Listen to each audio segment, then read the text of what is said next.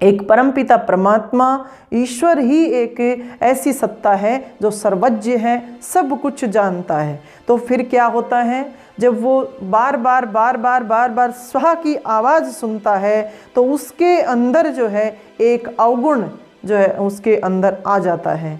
और वो अवगुण क्या है, विदुर नीति में विदुर ने क्या कहा है कि हमारे अंदर चाहे 1000 गुण हो, लेकिन अगर ये एक अवगुण हमारे अंदर आ जाता है तो हमारे सभी गुणों को धराशायी कर देता है।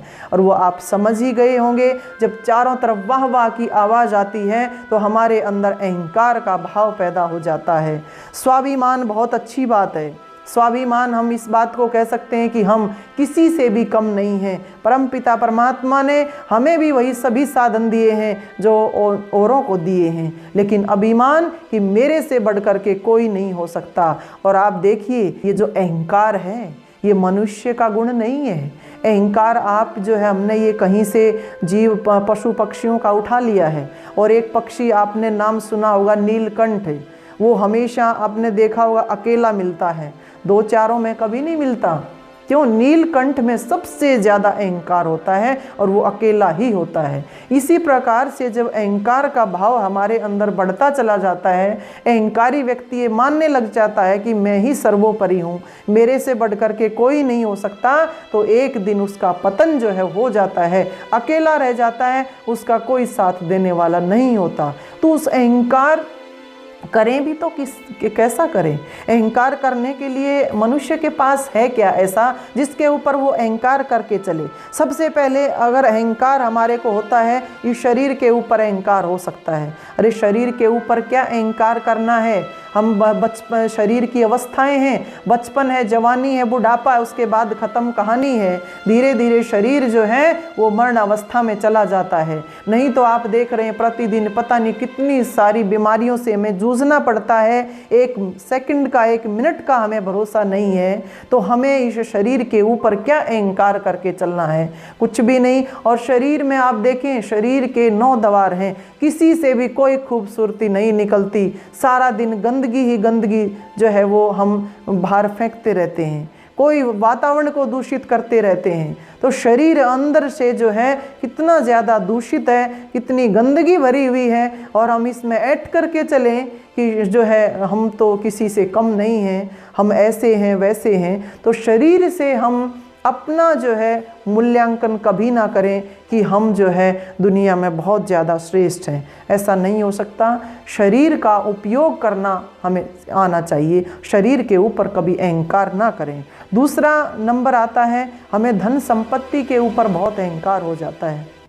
अब धन संपत्ति की आप देखिए, किसी को नहीं पता कि किसी के भोग में कितना, किसका प्रारब्ध कैसा है, किसके पास धन संपत्ति है, और है तो कब ये चली जाएगी हम नहीं कह सकते। क्यों? क्योंकि धन की 3 गति बताई गई हैं कि धन को या तो खर्च कर दें, या धन को दान में दे दें, या फिर धन अपने आप चला जाता है, वो किसी के पास भी नहीं रहता।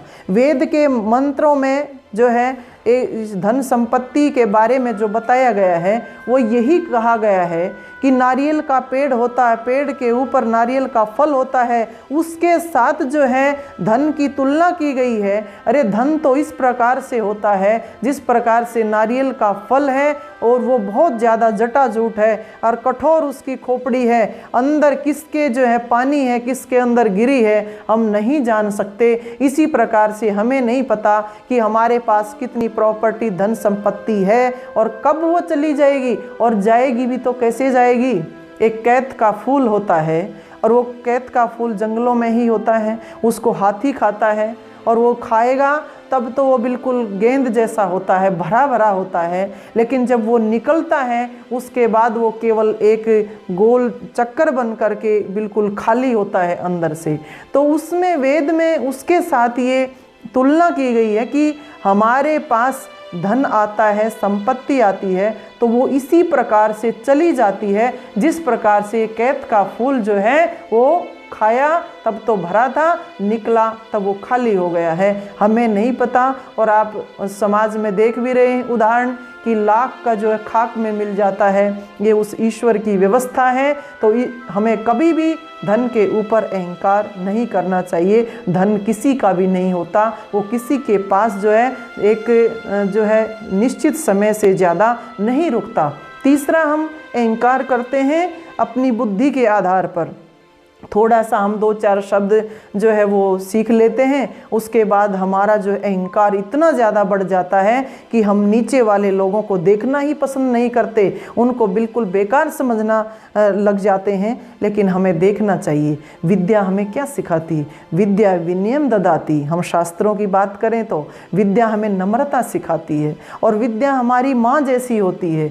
एक माँ अगर अपने बच्चे को जहर पिलाना शुरू कर देगी, विष पिलाना शुरू कर देगी, बच्चा कभी आगे नहीं बढ़ सकता, उसकी मृत्यु निश्चित है। इसी प्रकार से अगर हम विद्या ग्रहण करके अहंकार में आ जाते हैं तो हमारा पतन निश्चित है। दूसरी बात, हमें अगर हम विद्या के साथ अगर हमारे अंदर अहंकार बढ़ता है तो हमें एक चीज़ और भी देखनी चाहिए कि क्या मैं पहला व्यक्ति ऐसा हूँ जिसने ये काम किया है। अरे नहीं, इस दुनिया को बने हुए 2 अरब साल हो गए और ऐसा कोई भी क्षेत्र ऐसा नहीं है जिसमें किसी ने व्यक्ति ने इतिहास न बनाया हो। तो आपका अहंकार कहाँ टिक पाएगा, कहाँ आपकी इतनी जो है एक तरह से हैसियत है, आप कहाँ अपने आप को देख रहे हैं। तो विद्या के क्षेत्र में, बुद्धि के क्षेत्र में भी अहंकार करने का कोई भी सवाल पैदा नहीं होता।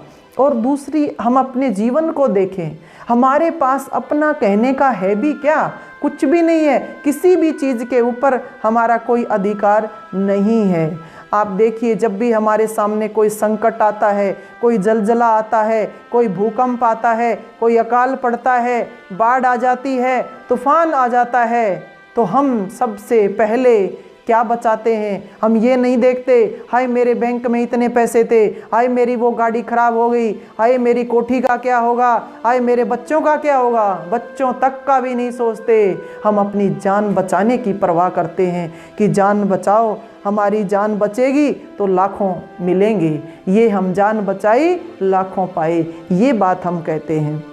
यानी हमारे पास आखिरी चीज़ क्या है, हमारे प्राण हैं, हमारी जान है। और जब भी हम किसी से ज़्यादा प्रेम करते हैं, आप ये भी देख रहे होंगे, जब भी किसी से ज़्यादा प्रेम होता है तो हम क्या कहते हैं, अरे ये भौतिक चीज़ें जितनी भी हैं ये क्या है, ये नाचीज़ हैं, ये तो तुच्छ सी चीज़ें हैं, मैं तो आपके लिए जान भी जो है मेरी आपके लिए हाजिर है। हम ऐसा कहते हैं। यानी आखिरी चीज़ हमारे पास हमारी जान, हमारे प्राण, हमारा श्वास, लेकिन वो किसने दिया, वो उस परम पिता परमात्मा ने दिया। और हमारा जो श्वास है, हमारी ज़िंदगी, हमारे इस प्राण के आधार पर, इस श्वासों के आधार पर ही हमारी ज़िंदगी चलती है, हमारा जीवन चलता है। लेकिन कब आखिरी श्वास आएगा हमें नहीं पता। इसीलिए कहा है ज़िंदगी, हमारा जीवन सालों पे नहीं चलता, महीनों से नहीं चलता, दिनों से नहीं चलता, हमारा जीवन सांसों से चलता है। कब आखिरी सांस आएगी हमें नहीं पता। इसीलिए अहंकार करने की कोई बात नहीं है, उस अहंकार से बचना है। क्या कहा है यज्ञ के माध्यम से कि अपने घर में पूछ तू सही चल रहा है कि नहीं, अपने बड़े बुजुर्गों से पूछ, सलाह ले।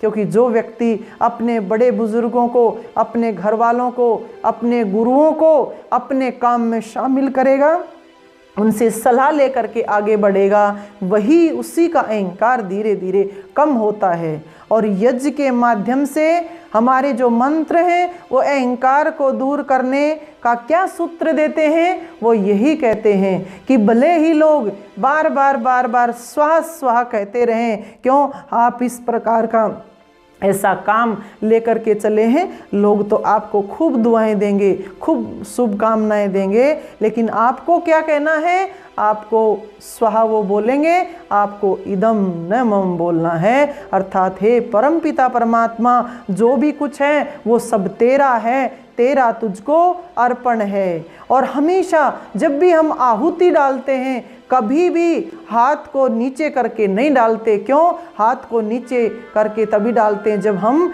कोई चीज़ अपनी समझ करके किसी को देते हैं। और जब हम ऐसे देते हैं तो उससे क्या होता है, हमारा अहंकार और बढ़ता है। और जब आहुति डालते हैं, आहुति हम ऐसे करके डालते हैं। इसका मतलब यही है, ये तेरा है और ये तेरा तुझको अर्पण है। तो अहंकार से बचने के लिए हमें इदं न मम कहना पड़ेगा, तभी हम आगे बढ़ सकते हैं, अपने जीवन को आगे ले जा सकते हैं, जीवन में उन्नति कर सकते हैं। इन्हीं बातों के साथ